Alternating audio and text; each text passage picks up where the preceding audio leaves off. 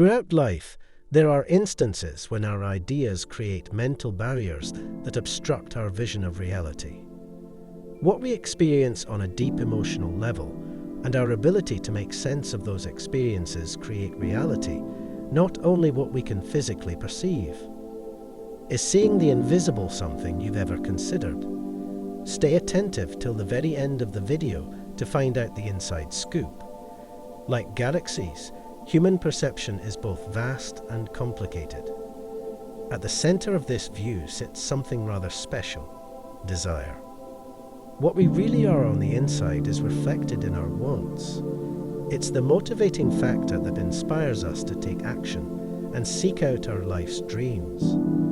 How pure and unadulterated our intentions are impacts the intensity of our desires. We are like a light straining to burn in the lack of air if we do not desire anything. But here's the crucial part. When our aspirations are sincere and come from a place of goodness, not greed or monetary goals, they can be the road to acquiring true insight and enlightenment. It's when we want things for the right reasons for growth and positive transformation that we can fully comprehend ourselves and the world around us. The strength of meditation resides in its potential to help us find and realize our authentic identities, which extend far beyond our bodily forms. Often individuals see themselves and the world around them in a very limited way, but by meditation, we can learn that we are not just our bodies. We are souls living within our bodies. Our consciousness is not constrained by the limits of time and place.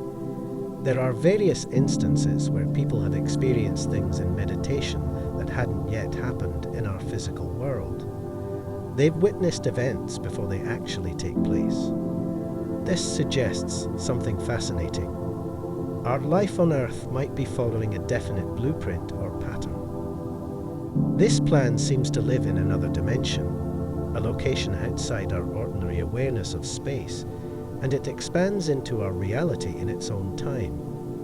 If these events are seen in meditation before they happen in our reality, it suggests that they are already set or predetermined. To someone firmly connected to this three-dimensional reality, it could feel like these events are inevitable. Meditation allows us to peep into this fourth dimension and realize that there is more to our existence than just what we see and touch in our physical world. It's like waking up to a deeper, more expansive reality where time and space work differently. Can we change our future? Absolutely we can. When you make a change, it's like taking a new turn on that path. This fresh turn takes you on a new course, crafting a future that coincides with the shift you've made. The really amazing thing about human destiny is how changeable it is. It's like water. It can flow in numerous directions based on the decisions we make. What's even more amazing is that our lives are shaped more by what we believe and feel than by what we do. The most significant element is how we see ourselves. Like staring in a mirror, this image of ourselves in our thoughts influences all we do. If we start perceiving ourselves differently, such if we suddenly think of ourselves as stronger or nicer, our actions will start to adjust to fit this new picture. It's like if you believe you are a good cook, you'll start cooking more. Changing the way we regard ourselves can lead us to a different future, and as our lives change, the way we see ourselves changes too. It's a cycle. The picture we have of ourselves shapes our lives, and our life experiences, in turn, develop the picture we have of ourselves. It's really vital to know how strong our thoughts and attitudes may be. Every big change in our life starts with a shift in our mindset. The future, even if we prepare it out thoroughly, is full of diverse possibilities. Every time we make a choice, it's like standing at a crossroads where each path leads to a different future. We all see the world in two different ways. One way is based on our everyday existence and what we can see and feel. The second way is more spiritual. Long ago, people dubbed these two ways of understanding the world the carnal mind and the mind of Christ. The first one is about what we see through our senses and our deepest wants. The second one is about seeing things from a higher spiritual perspective. There's a proverb that goes, "The natural man doesn't understand the things of the Spirit of God." This suggests that when we merely watch the world in a regular everyday way, we only focus on what's happening right now. The past and future don't seem real. But when we look at the world from a spiritual point of view, we see time differently. We know that the past and the future are just as real as the things we can touch and see. What looks like just an idea or an emotion to someone who only concentrates on the here, and now becomes something meaningful and vital to someone who observes the world spiritually. In the spiritual world, what often holds us back is relying too much on what we can see, hear, and touch. This makes us blind to things that we can't sense. In this way, to properly understand and see these invisible things, we need to redirect our concentration away from what our senses tell us. Instead, we should concentrate on sensations and thoughts, imagining them until they feel as real as the physical world around us.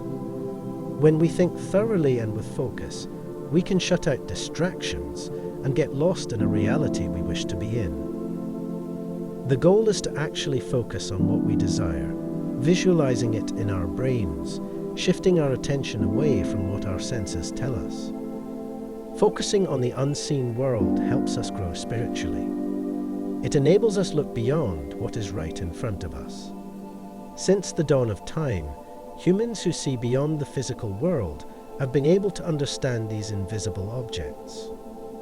This ability to see doesn't depend on our eyes or hearing. We have to work on it and cherish it.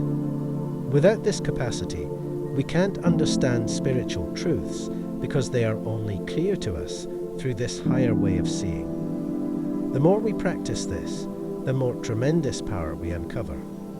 By controlling what we imagine, we may shape our future to match our ambitions. Desire is what drives all we do. If we didn't want anything, we wouldn't even lift a finger. Our behaviors are driven by what we want the most. For example, when someone overcomes an addiction, it's because their drive to beat it is stronger than their desire to sustain it. The objectives that actually excite us are the ones we focus on the most. Desire is identifying what we don't have but want, something that would make our lives better. Every aim, deep down, is about gaining something wonderful for ourselves. The larger the payoff we expect, the stronger the need. There's no such thing as a fully selfless desire. Even the most pure wants have some selfish advantage in mind. If our enthusiasm gets less, our behaviors also start to fade away.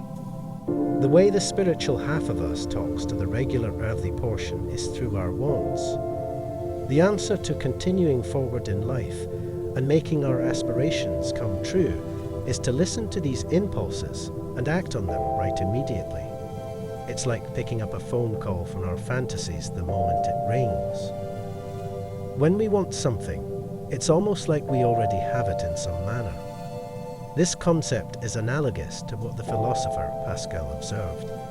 You wouldn't have sought me if you hadn't already found me. This suggests that just by having a desire, we are already on the way to attaining it.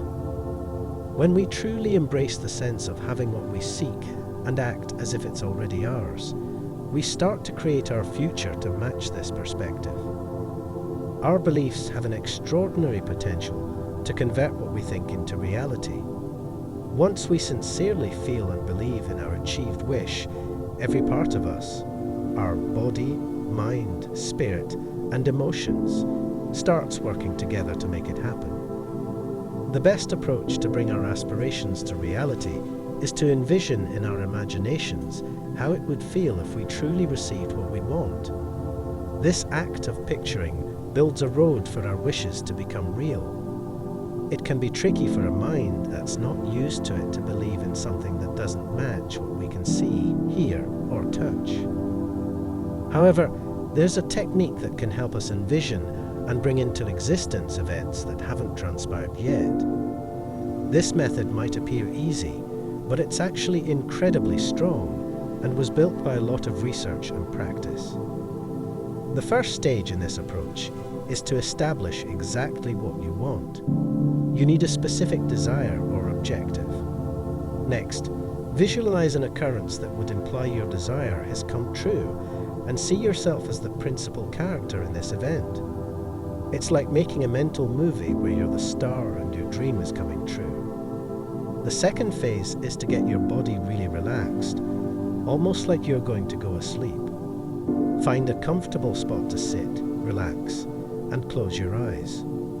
Then, with your eyes closed, focus your mind on the event you intend to happen. It's like playing that mental movie in your head, experiencing and seeing everything as if it were true. This technique helps your mind accept the potential of this event genuinely happening, making it more likely to become a reality. Picture yourself there in the heart of the action, as if it's happening at this exact minute. It's crucial that you're not just witnessing this moment like a movie, but that you're genuinely living it. Feel every component of this encounter as if it's genuine and happening right now. To make this envisioned situation feel genuine, it's necessary to choose an activity that immediately leads to your wish coming true. For instance, if you dream about being promoted at work, visualize the event of receiving congratulations for your promotion. When you're ready to envision this, first get your body really peaceful. You want to be somewhat drowsy, but yet able to govern what you're thinking about. In this peaceful, half-awake condition, envision a colleague standing in front of you. Reach out with your imaginary hand and feel the solid handshake. Have a dialogue in your ideas that complements with the scene of your promotion. The crucial part is to be entirely immersed in this moment, not merely viewing yourself from the outside. This involvement is what changes a far-off fantasy into a contemporary reality. You're essentially integrating a higher, more expansive reality into your own everyday life. It's like mixing numerous times and locations into one. The distinction between actively engaging in an envisioned event and passively watching it happen is the key to making your fantasies a reality. If our goal is to acquire a higher, more spacious level of consciousness, we should hold on to our imaginary scene right up until we fall asleep. Picture in your mind, as vividly as if it were actual, how it would feel if your ambition or want were already accomplished. If you do this regularly, you'll start to observe these imagined experiences come to life in the real world, exactly like they did in your mind. To encourage this process, feed your mind with nice thoughts or phrases that you believe to be true, even if they don't feel genuine to your senses right now. If you remain focusing on these notions until they feel real to you, they will start to manifest in your life as truths. Once you genuinely embrace these good concepts, your mind and spirit will start working together to make them a reality. Imagination is the foundation of faith and hope.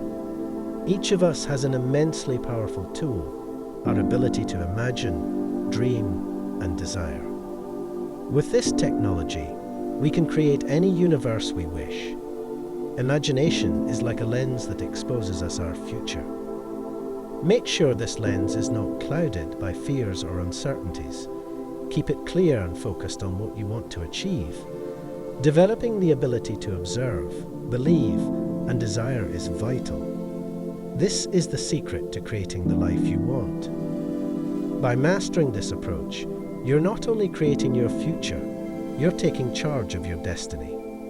Remember, the ability to change your life and achieve new heights of consciousness lies inside your own mind and imagination. Before we conclude, always fill your heads with hopeful thoughts and ideals. That is how you link up with the divine, and that's when great things start to happen. When you celebrate. Celebrating is a moment to express thank you to the Almighty for everything we have and are. And when we rejoice, not just with our bodies but with our whole souls, we bring much more joy into our lives. I hope you find value and joy in this message. If it speaks to your heart, please share it with your friends.